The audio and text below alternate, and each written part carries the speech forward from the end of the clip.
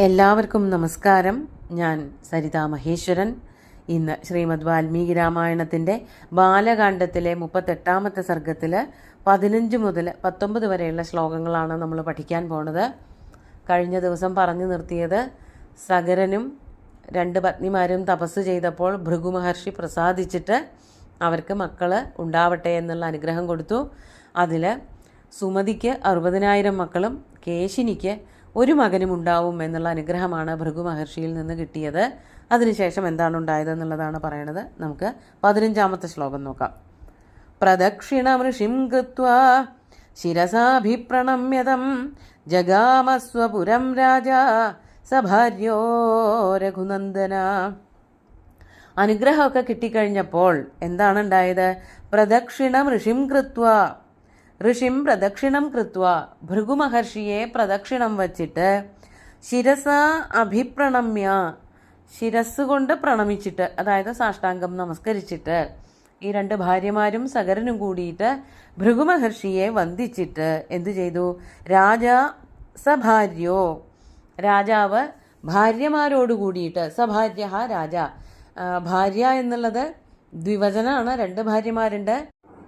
ഭാര്യാഭ്യാം സഹ വർത്തതേതി സഭാര്യ, അപ്പം അത് രാജാവിൻ്റെ വിശേഷണമാണ്, ഭാര്യമാരോടുകൂടി വർത്തിക്കുന്നവൻ.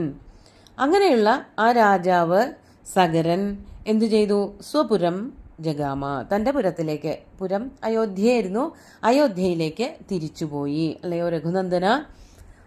സഗരൻ രാജാവിനെ പ്രണമിച്ചുകൊണ്ട് ഭാര്യമാരോട് കൂടിയിട്ട് അയോധ്യയിലേക്ക് പോയി എന്നർത്ഥം. അതിനുശേഷം കാലം വന്നപ്പോൾ എന്തുണ്ടായി? 16-ാമത്തെ ശ്ലോകം നോക്കാം. അഥ കാലേ ഗതേ തസ്യ ജ്യേഷ്ഠാ പുത്രം വ്യജായത അസമഞ്ജ ഇതി ഖ്യാതം കേശിനീ സഗരാത്മജം.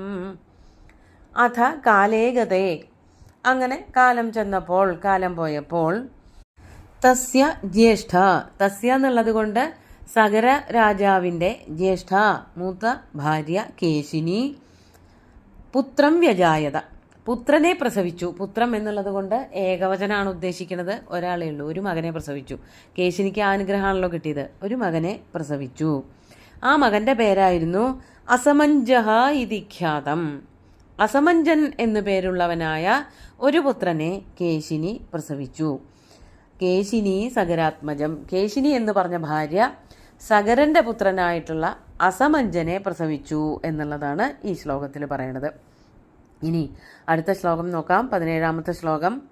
സുമതിസ്തു നരവ്യാഘ്ര ഗർഭതുംബം വ്യജായത ഷഷ്ടിപുത്രസഹസ്രാണി തുംബഭേദാദ് വിനിസൃതാഃ. സുമതി ഉണ്ടല്ലോ, അല്ലയോ നരവ്യാഘ്ര, അല്ലയോ ശ്രീരാമചന്ദ്ര, സുമതിയാകട്ടെ ഗർഭതുംബം വ്യജായത, ഗർഭതുംബം എന്നുള്ളത് കൊണ്ട് ഒരു മുട്ട എന്നാണ് ഉദ്ദേശിക്കുന്നത്. മുട്ടയെ പ്രസവിക്കുകയാണ് ഉണ്ടായത്. അപ്പോൾ അങ്ങനെ വെച്ച് നോക്കുമ്പോൾ സുപർണൻ്റെ സഹോദരി തന്നെ ആയിരിക്കണം സുമതി. സുപർണൻ പക്ഷിയാണല്ലോ, പക്ഷികളാണ് സാധാരണയായിട്ട് മുട്ടയിടുക. അപ്പോൾ അതുകൊണ്ട് ഇവിടെയും ഒരു മുട്ട തന്നെയാണ് ഉണ്ടായത്. ഇനി മറ്റൊരു കാര്യം നോക്കുമ്പോൾ ഈ സുപർണൻ അഥവാ ഗരുഡൻ ഒരു മുട്ടയിൽ നിന്നാണ് ജനിച്ചത്. ഗരുഡൻ്റെ സഹോദരനായിട്ടുള്ള അരുണനും ഒരു മുട്ടയിൽ നിന്ന് തന്നെയാണ് ജനിച്ചത്. 2 പേരും കശ്യപ പ്രജാപതിയുടെ പുത്രന്മാരാണ്, വിനതയിലുണ്ടായതാണ് എന്നുള്ള കഥകളൊക്കെ കേട്ടിട്ടുണ്ട്. അതുപോലെ തന്നെ കശ്യപ പ്രജാപതിയിൽ കദ്രുവിലുണ്ടായ പുത്രന്മാരാണ് പാമ്പുകൾ, അവരും മുട്ടകൾ തന്നെയാണ്. അപ്പോൾ മുട്ടകളിൽ നിന്ന് ജനിക്കുന്നവരൊക്കെ സഹോദരങ്ങളായിട്ടാണ് കണക്കാക്കണത്. അതുകൊണ്ട് ഈ സുമതി എന്ന് പറഞ്ഞ പെൺകുട്ടി അല്ലെങ്കിൽ സഗരൻ്റെ ഭാര്യ ആരുടെ മകളായിട്ടാണ്, ഈ സുപർണൻ്റെ സഹോദരിയാണെന്ന് പറയുമ്പോൾ ആരുടെ മകളാണ് എന്നുള്ളത് ഇവിടെ അത്ര വ്യക്തമായിട്ടൊന്നും പറഞ്ഞിട്ടില്ല. പക്ഷേ മുട്ടയിൽ നിന്നാണ് പിന്നെ കുട്ടികളെ ഉണ്ടാക്കിയെടുക്കുന്നത് എന്നുള്ളത് കൊണ്ട് ഒരു സാമ്യം ഉണ്ട് എന്നുള്ളത് സൂചിപ്പിച്ചു എന്ന് മാത്രം. അങ്ങനെ സുമതി ഒരു വലിയ അണ്ടത്തെ, മുട്ടയെ പുറത്തേക്ക് ജനിപ്പിച്ചു. മുട്ടയായിട്ടാണ് കുട്ടികളൊക്കെ ജനിച്ചത്. അതിൽ നിന്ന് തുംബഭേദാത്, അങ്ങനെ കാലം ചെന്നപ്പോൾ ഈ മുട്ട പൊട്ടിയിട്ട്, അങ്ങനെയാണല്ലോ മുട്ട ഉണ്ടാകുമ്പോൾ മുട്ടയുടെ ഉള്ളിൽ നിന്ന് പൊട്ടിയിട്ടാണ് കുട്ടികൾ പുറത്തേക്ക് വരിക. അതുതന്നെയാണ് ഇവിടെ ഉണ്ടായത്.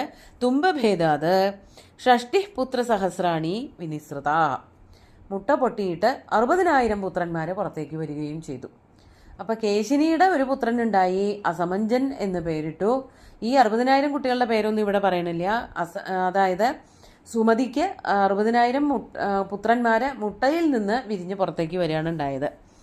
പക്ഷേ ആ കുട്ടികളെയൊക്കെ വളർത്തിയത് എങ്ങനെയാണ് എന്നുള്ളതാണ് 18ാമത്തെ ശ്ലോകത്തിൽ പറയണത്.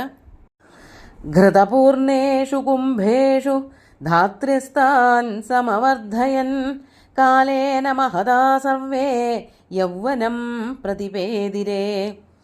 ഈ കുട്ടികളെ മുഴുവനും മനുഷ്യരൂപത്തിലൊന്നും ആയിട്ടുണ്ടായിരുന്നില്ല എന്നുള്ളത് കൊണ്ട് അവരെയൊക്കെ ആരാണ് പരിചരിച്ചതെന്ന് പറയാണ്.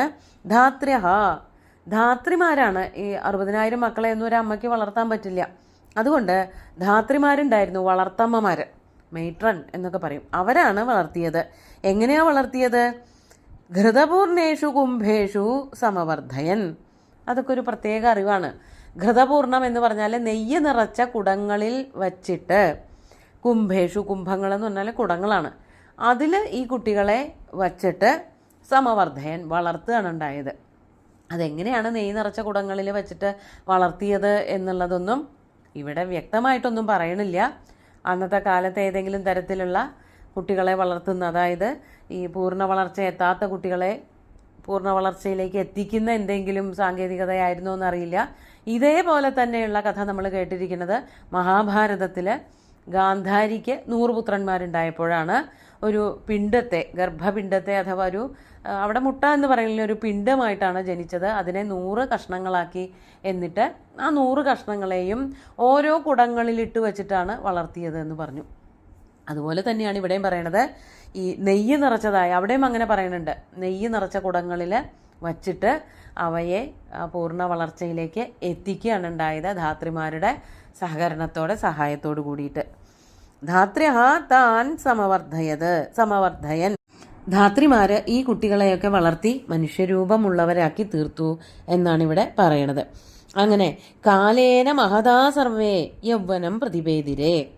മഹദാ കാലേന, അങ്ങനെ വളരെ കാലം കൊണ്ടാണ്. ഈ കുട്ടികൾ ജനിച്ചപ്പോൾ തന്നെ വളരെ ചെറിയ കുട്ടികളായിരുന്നുണ്ടാവാം, അവരുടെ പൂർണ്ണ വളർച്ചയൊന്നും എത്തിയിരുന്നില്ല. അങ്ങനെ വളരെയധികം കാലം പിടിച്ചിട്ടാണ് സർവേ, ഈ കുട്ടികളെല്ലാവരും തന്നെ യൗവനം പ്രതിപേദിരേ, യൗവനത്തിലേക്ക് കാലെടുത്ത് വെച്ചത്. അസമഞ്ജന്റെ കാര്യമൊന്നും ഇവിടെ പറയണില്ല.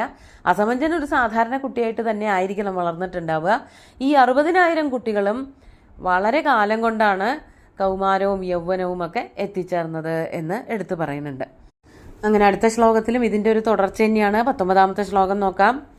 അധ ദീർഘേണ കാലേന രൂപയൗവനശാലിന ഷഷ്ടി പുത്രസഹസ്രാണി സഗരസ്യാഭവം സ്തദാ. ഇവിടെയും അസമഞ്ജനെ പറ്റിയിട്ടൊന്നും പറയണില്ല. ഈ 60,000 മക്കളെ പറ്റി തന്നെയാണ് പറയണത്.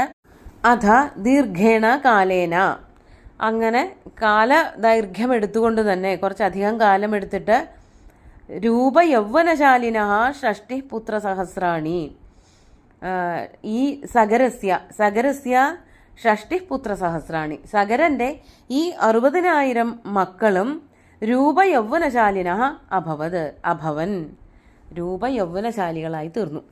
കാലം നല്ലവണ്ണം പിടിച്ചു. അങ്ങനെയാണ് അവർ നല്ല യുവാക്കളായി തീർന്നത്. 60,000 പേര് ആൺകുട്ടികളായിരുന്നു എന്നാണ് കഥകൾ. ഇനിയും മുമ്പാക്കം പോണ കഥകളൊക്കെ നോക്കിയാൽ നമുക്ക് അങ്ങനെയാണ് മനസ്സിലാക്കാൻ പറ്റുക. പെൺകുട്ടികളെ പറ്റിയിട്ടൊന്നും പരാമർശം കാണാനില്ല. അവർ നല്ല മിടുക്കന്മാരായിട്ട്, ശക്തിമാന്മാരായിട്ട് തീർന്നു എന്ന് പറഞ്ഞിട്ടാണ് നമ്മൾ ഇന്ന് നിർത്തുന്നത്. നമുക്ക് ഇന്നത്തെ ശ്ലോകങ്ങൾ ഒന്നുകൂടി ചൊല്ലി നോക്കാം. പ്രദക്ഷിണം ഋഷിം കൃത്വാ ശിരസാഭിപ്രണമ്യതം ജഗാമസ്വപുരം രാജാ സഭാര്യോ രഘുനന്ദന. അഥ കാലേ ഗതേ തസ്യ ജ്യേഷ്ഠാ പുത്രം വ്യജായത അസമഞ്ജയിതി ഖ്യാതം കേശിനീ സകരാത്മജം. സുമതിസ്തു നരവ്യാഘ്ര ഗർഭതുംബം വ്യജായത ഷഷ്ടി പുത്രസഹസ്രാണി തുംബഭേദാദ് വിനിസൃതാഃ. ഘൃതപൂർണേഷു കുംഭേഷു ധാത്ര്യസ്താൻ സമവർദ്ധയൻ കാലേന മഹദാ സർവേ യൗവനം പ്രതിപേദിരേ. അധ ദീർഘേണ കാലേന രൂപയൗവനശാലിന ഷഷ്ടി പുത്രസഹസ്രാണി സഗരസ്യാഭവം സ്തദാ.